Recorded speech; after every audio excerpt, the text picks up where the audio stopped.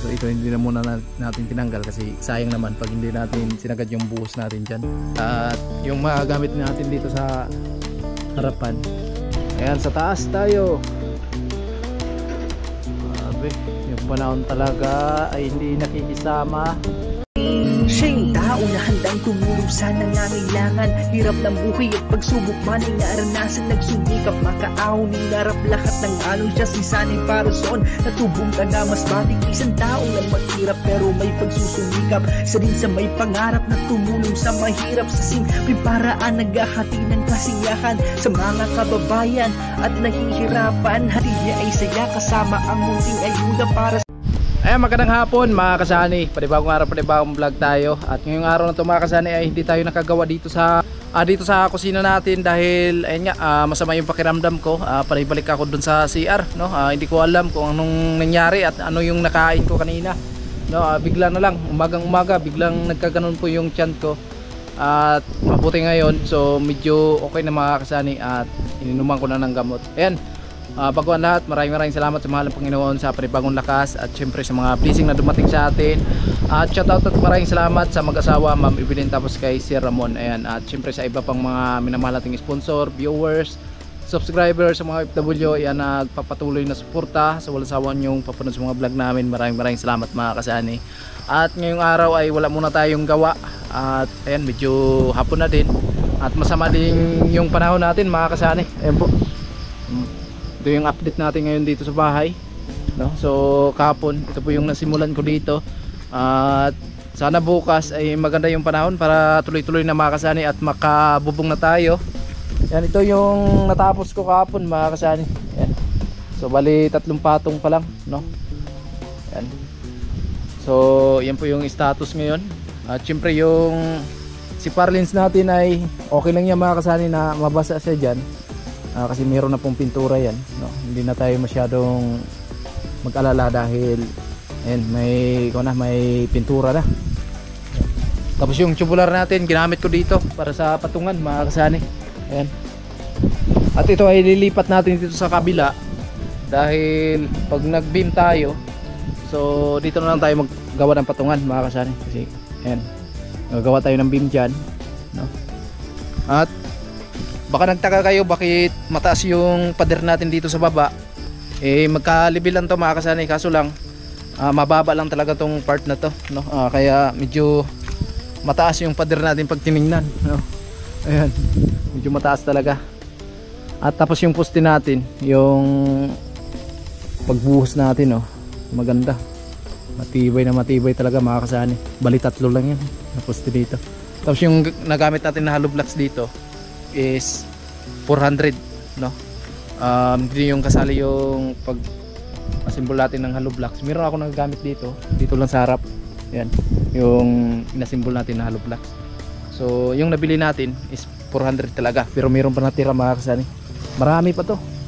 Yan, marami pa tong mga 200 to. Hindi to maubos mga kasani dito lang sa dating naming kusina. Hindi maubos to pag inaasintada natin to dahil may bintana tayo dito sa dating kusina namin. At syempre kung magpartisyon tayo dito para sa kwarto, so kulang talaga mga kasani. So hanapan lang natin ng ideya yan. At syempre higit sa lahat, mauna yung pagbubong, no? Walang problema yung partisyon kasi mahanapan pa ng paraan yan. Pwede naman yung makapaghintay mga kasani. Ayan, yung sa CR naman natin sa likod, so ayan, may abang na tayo sa pintana. Ilang patong na to? 1, 2, 3, 4, 5 5 patong na lang yan mga kasani. Tinanggal ko na yung forma dito sa loob. So tibay talaga yung pagkabuhos ng ating poste. Ayan. So grabe, super putik pa rin dito sa loob. At makabubong lang tayo. Maganda na mga kasani kahit pa umulan maghapon. So tuloy pa rin yung gawa natin dahil may bubong na mga kasani. Hindi na tayo mababasa pa sa ulan. At higit sa lahat, diretso yung trabaho natin. Ikotin natin doon sa likod. Ayan. Wala pa tayong 1 buwan pala dito mga kasani sa paggawa natin. Mula nung nag-layout tayo dito, no? Wala pang 1 buwan. Pwede na ba? Isang buwan ba? Ganda. Mataas talaga dito sa part na to. So ito hindi na muna natin tinanggal kasi sayang naman pag hindi natin sinagad yung buhos natin dyan. So tsaka na natin i-abanti yung forma pag nakasintada na tayo or makalibel na to dito sa kabila. Ayan. Nakita nyo yung likod ng dating bahay namin mga kasani. Ayan. May kumbaga daanan ng tubig, no? Ganoon din yung gagawin natin dito sa gilid na to para sa daanan ng tubig natin papunta dito sa CR. Siyempre meron tayong mga PVC dyan kagaya nya, no? Iabang natin para yung tubig doon po dadaan. Nakasaan. Pag nandun ka sa loob, mababa tong bitana na to. Pero pag nandito ka, wala, mataas mga kasani. Ito na yung pinaka-pathway. Pero yung pader natin mga kasani, hindi nakasagad masyado yan dito sa boundary ng luti ko mga kasani. Right. Ayun, medyo kulimlim na.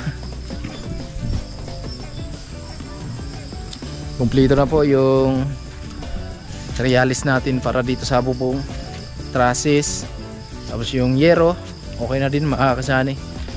At yung magagamit natin dito sa harapan, D12 na yero mga kasani, no? Tapos 6 na piraso. Tapos doon sa kabila naman sa mismong kusina namin, siyam ata yun na D8 8 feet na yero. Ayan po, yero natin, nakaready na yan. So nilagyan ko lang ng hollow blocks kasi napakalakas ng hangin dito, delikado baka mamaya ilipad mga kasani. Ayan, medyo kulimlim na naman yung panahon talaga, no? So dito hindi ko pa na-plasteringan yan. Tapos yung latid natin dito sa dating bahay namin mga kasani, 12, tapos papunta doon 14, no? 14 feet, 12 feet, no? Papunta doon. So tapos ngayon may dugtong na, so medyo malaki na siya mga kasani. Mayroon tayong space dyan. Okay, yan. So update lang mga kasani kasi ayun nga, wala tayong gawa kanina. At isa pa ay masama talaga yung pakiramdam ko dahil bigla na lang sumakit yung tiyan ko at pabalik-balik sa CR, no?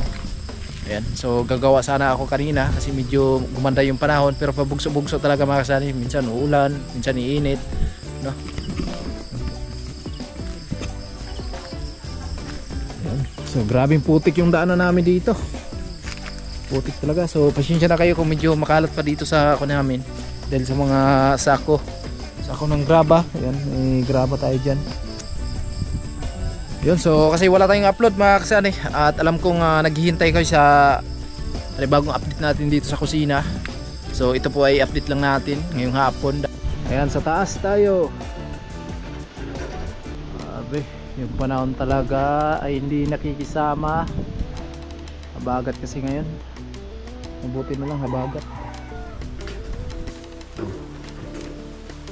Parang ganun din dyan mga kasani, nakababa siya yung pinakadulo niya dun. Dito nakaangat kagaya nito, pero nakatago yung bubong niya. So dito maglagay tayo ng kumbaga yung daanan ng tubig, no?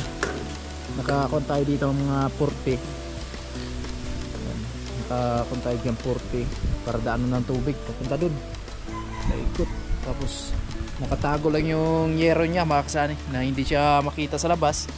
May asintada na dalawa ba yun or isa, so at least nakadipinsa yun, malakas na ng hangin. At abangan na lang sa final ng ating paggawa dito. At tayo lang talaga yung gumagawa dito sa bahay mga kasani. At salamat sa mga nag-enjoy sa mga ginagawa namin dito. At huwag kayong mahiya mga kasani mag-suggest kung mayroong mga mali na ginagawa tayo, at sundin natin kung alin yung tama talaga, no? So pero dito sa mentor natin ay hindi na natin ito mababago mga kasani dahil ayun nga, magkaroon tayo ng pinto dyan sa kwarto dito sa ako namin sa dating kusina. Ay, hindi na natin mababago to. ulan, walang tigil yung ulan. Baba na tayo kasi babasahin talaga tayo nito. Yeah. Medyo maganda na dito tingnan, mahal sa ano.